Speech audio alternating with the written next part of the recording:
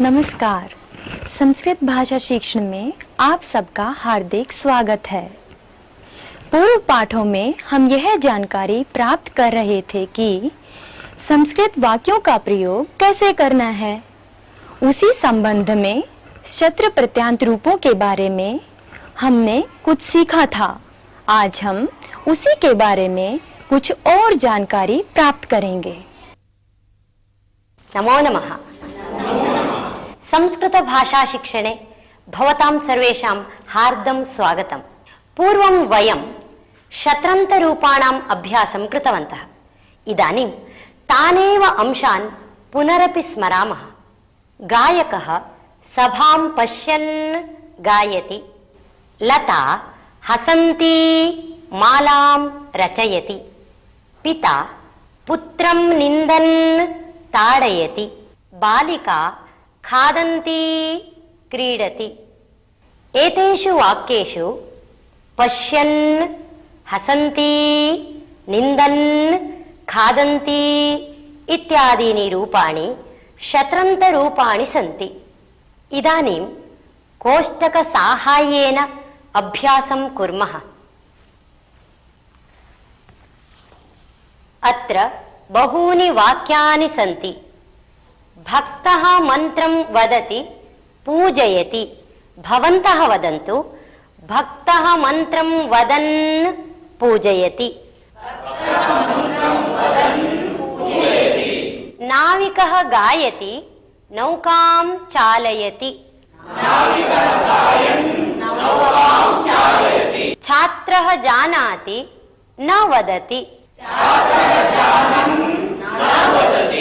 माता पिबति, गीतं शृणोति। तारा भ्रमति, खादति। धेनुः पश्यति, चरति। लीला लिखति, पठति। छात्रः चिन्तयति, वाक्यं लिखति।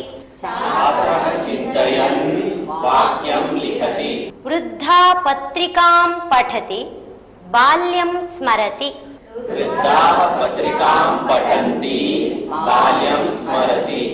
पार्वती शिवं जपति, तपः करोति।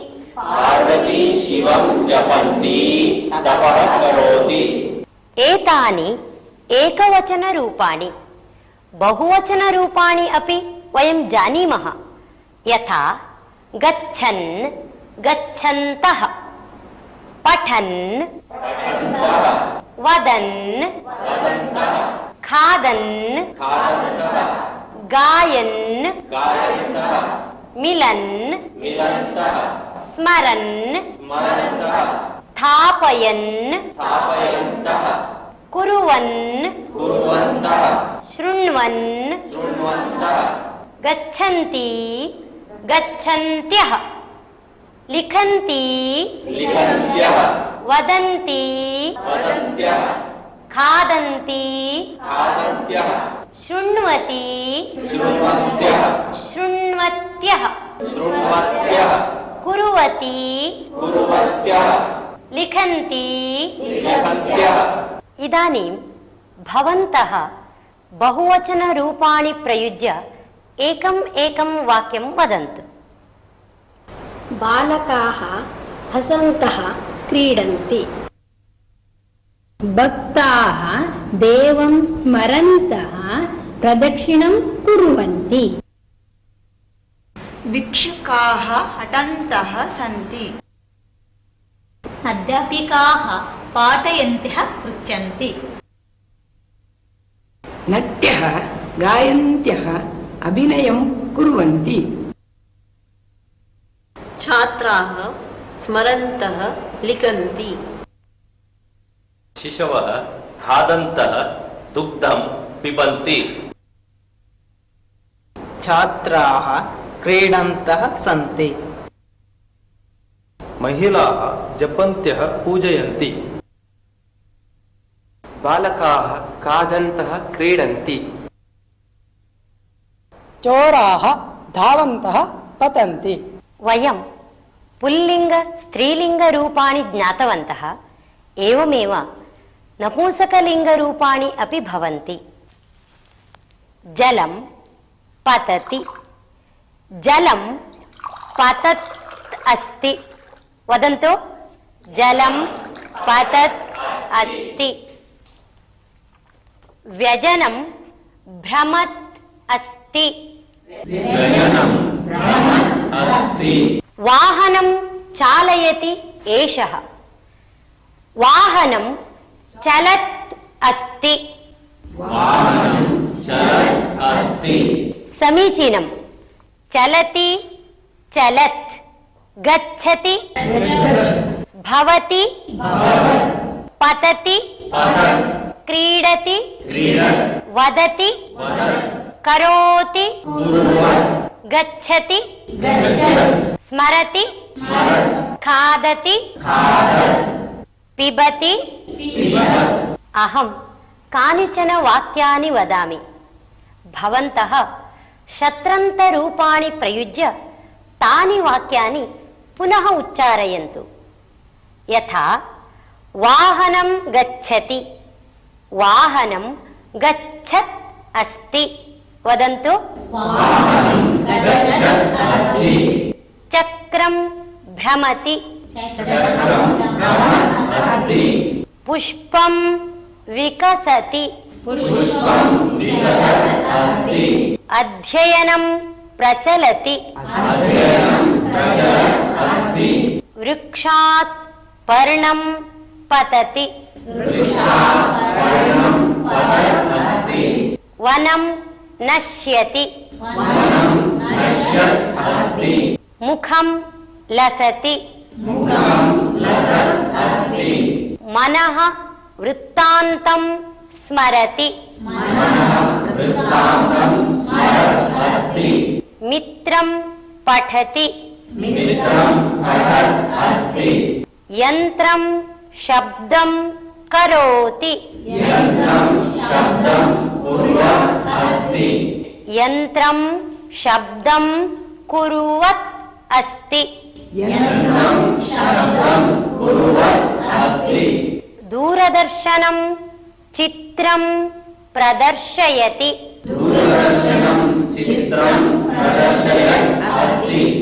आम्रं पक्वं भवति। अब आप समझ गए होंगे कि शत्र प्रत्यांत का नपुंसकलिंग रूप गच्छत, चलत, पतत, विकसत ऐसे होते हैं। नपुंसकलिंगे एतेषां बहुवचन रूपाणि एवं भवन्ति। गच्छत्, गच्छन्ति, लिखत्, लिखन्ति, खादत्, खादन्ति, पतत्, पतन्ति, क्रीडत्, क्रीडन्ति, मिलत्, मिलन्ति, स्मरत्, स्मरन्ति, रुदत्, रुदन्ति। इदानीम् एतद्विषये एकम् अभ्यासं कुर्मः।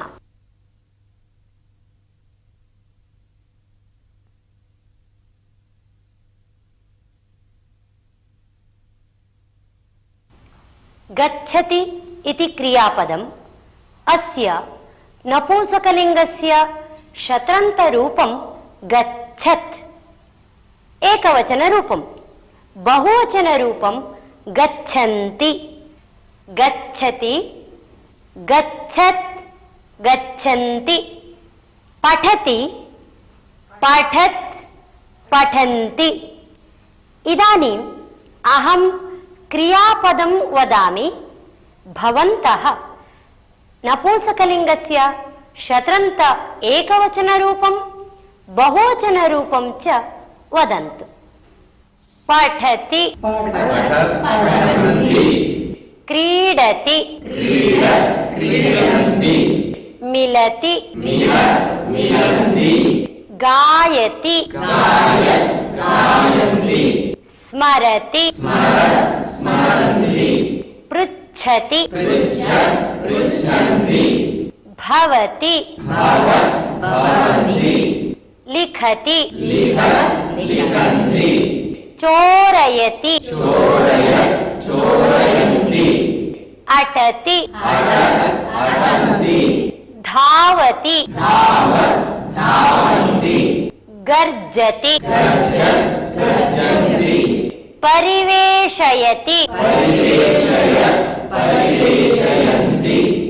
प्रक्षालयति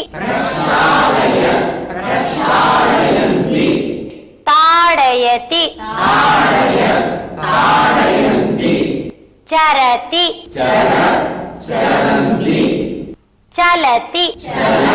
चलति पाठयति बोधयति क्रीणाति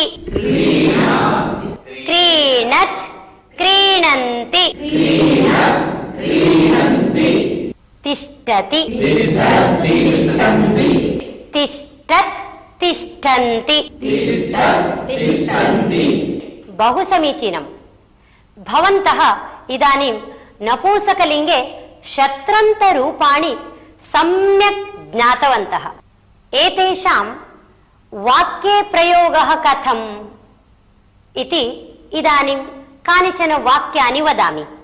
वाहनानि गच्छन्ति सन्ति, पुष्पाणि विकसन्ति सन्ति, व्यजनानि भ्रमन्ति सन्ति, वस्त्राणि शुष्कानि भवन्ति सन्ति।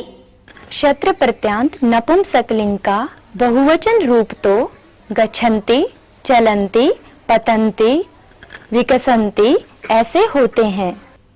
इदानीम् अन्यम् अभ्यासं कुर्मः। एकः एकं वाक्यं वदतु, अपरः तस्य बहुवचने परिवर्तनं करोतु। यथा कमलं विकसत् अस्ति, कमलानि विकसन्ति सन्ति। विमानं गच्छत् अस्ति, विमानानि गच्छन्ति सन्ति। नक्षत्रं विलसत् अस्ति, नक्षत्राणि विलसन्ति सन्ति।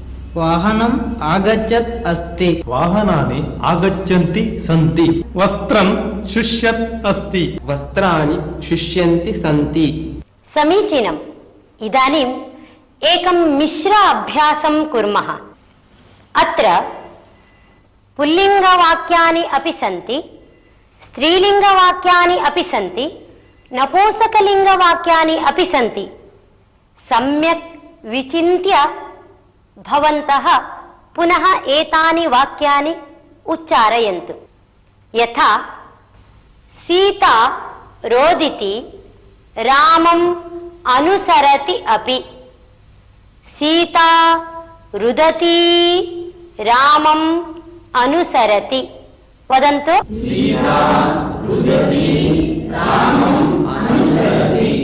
बालकाः अर्थं जानन्ति, पाठं लिखन्ति अपि।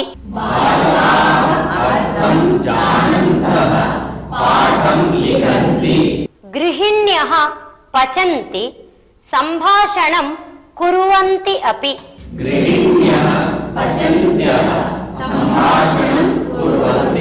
वाहनं गच्छति, शब्दं करोति अपि।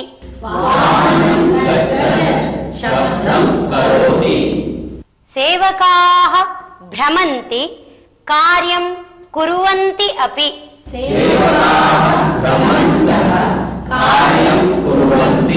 गोपिकाः कृष्णं ध्यायन्ति, नृत्यन्ति अपि।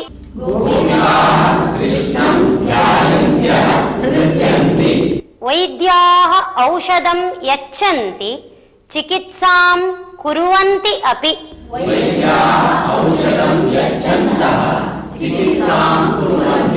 यानानि गच्छन्ति, धूमं वमन्ति अपि। भगिन्यः जल्पन्ति, उपविशन्ति अपि। अर्चकाः मन्त्रं वदन्ति, पूजयन्ति अपि।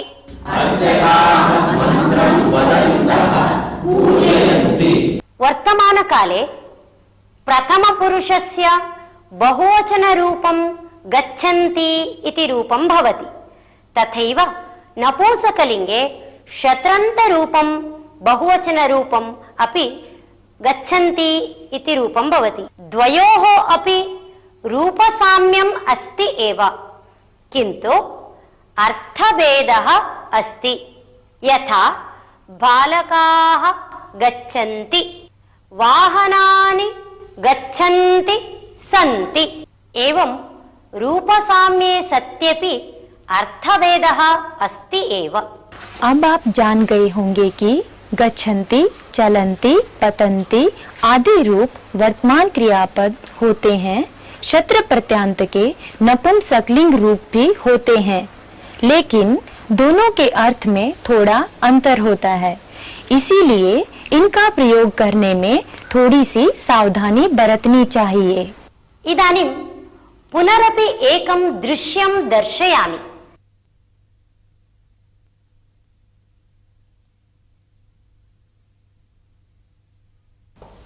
चित्राणि सन्ति। भवन्तः चित्राणि दृष्ट्वा एकम् एकं वाक्यं वदन्तु। लोकयानं चलत् अस्ति। अश्वाः तिष्ठन्तः सन्ति। सेवक भारं वहन् अस्ति। रथः गच्छन् अस्ति। बालिका क्रीडन्ती अस्ति। पुरुषाः सम्भाषणं कुर्वन्तः सन्ति। समीचीनं। पुरुषाः सम्भाषणं कुर्वन्तः सन्ति। उत्तमं। भवन्तः सम्यक् ज्ञातवन्तः। वयम् इदानीम् एकं सुभाषितं शृणुमः।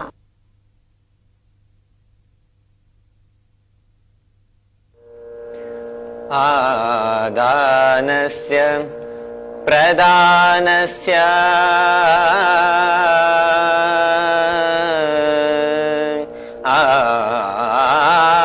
आदानस्य प्रदानस्य कर्तव्यस्य च कर्मणः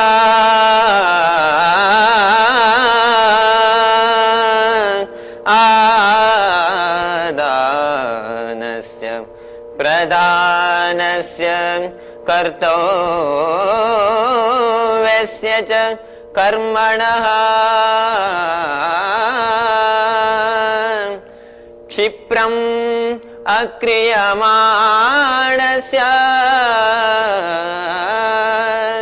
क्षिप्रम् अक्रियमाणस्य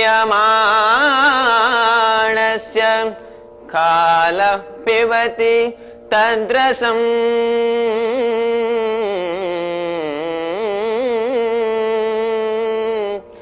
कालः पिबति तद्रसम्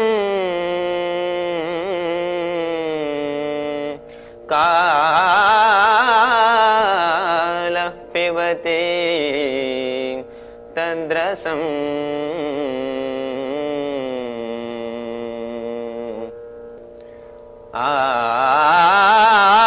आदानस्य प्रदानस्य कर्तव्यस्य च कर्मणः क्षिप्रम् अक्रियमाणस्य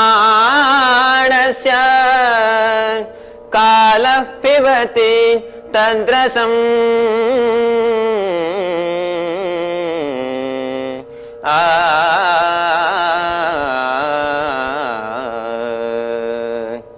सुभाषितस्य अर्थः।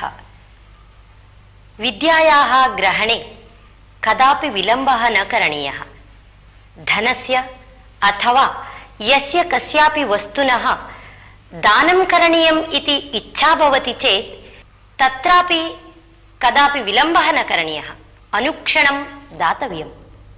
एवमेव समीचीनानि कार्याणि करणीयानि इति भासते तदा अनुक्षणं तानि कार्याणि करणीयानि। एतेषु त्रिषु विषयेषु अपि कदापि विलम्बः न करणीयः। यदि विलम्बः क्रियते तर्हि तस्य फलं कालः नाशयति।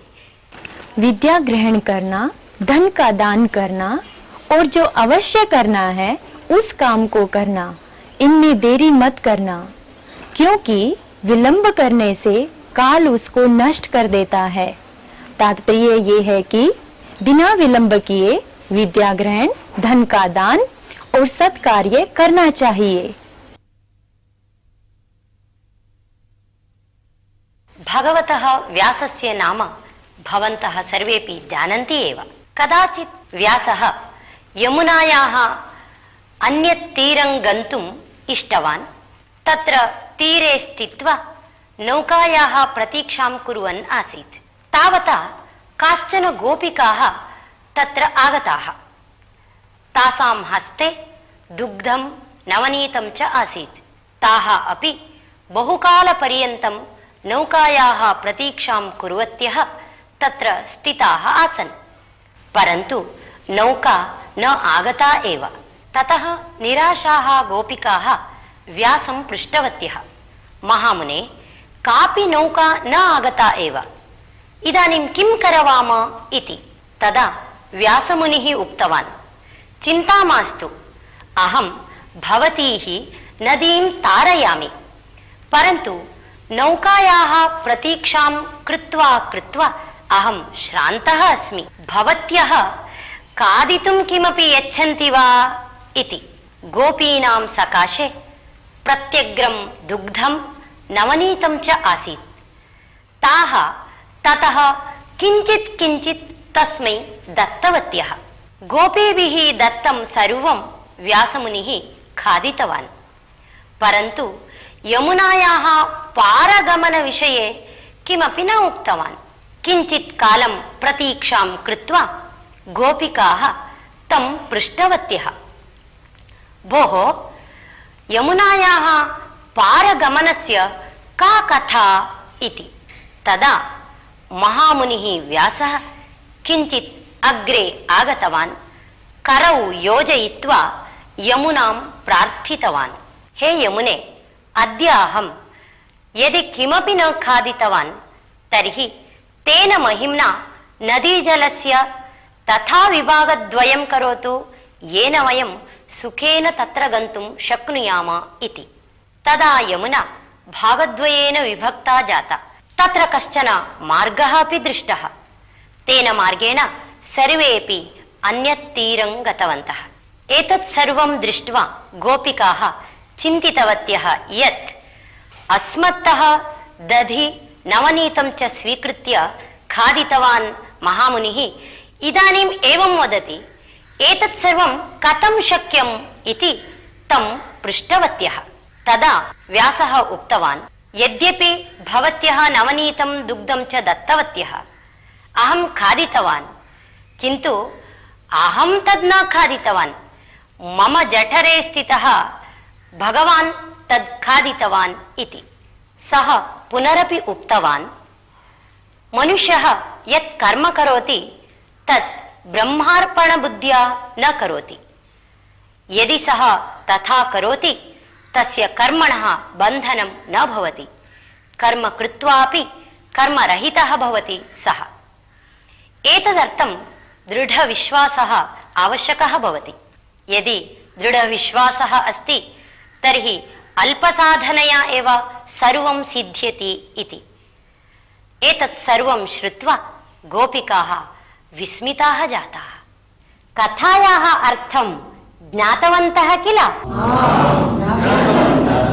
धन्यवादः। नमो नमः। इसी के साथ यह पाठ यहीं समाप्त होता है। अगले पाठ में फिर मिलेंगे। तब तक के लिए धन्यवाद।